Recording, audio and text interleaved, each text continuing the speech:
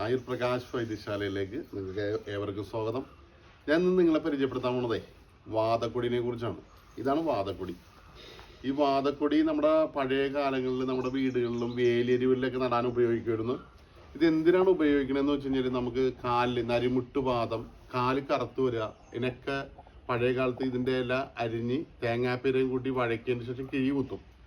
അപ്പോൾ വാദസംബന്ധമായിട്ടുള്ള അനേക രോഗങ്ങൾ മാറാനായിട്ട് ഈ വാതക്കൊടി നല്ലതാണ്. അതുപോലെ തന്നെ ഈ വാതക്കൊടി തൈലം കാച്ചി നമ്മൾ ഉപയോഗിക്കണമെങ്കിൽ വാദസംബന്ധമായിട്ടുള്ള രോഗങ്ങൾ മാറിക്കിട്ടും.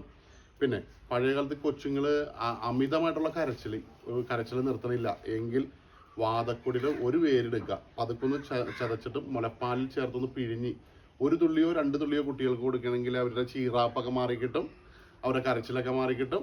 അപ്പോൾ ഈ വാതക്കൊടി എന്ന് പറയുന്നത് നിങ്ങൾ കണ്ടു വെക്കുക, മനസ്സിലാക്കി വെക്കുക. തണ്ടിന് നീല കളറായിരിക്കും, ഇതിൻ്റെ തന്നെ വെള്ളയുണ്ട്, നീലുണ്ട്. ഇപ്പം നമ്മളുടെ അടുത്തിരിക്കുന്ന നീല കളറാണ്, ഒരു കറുപ്പ് രാശോട് കൂടിയുള്ള നീല.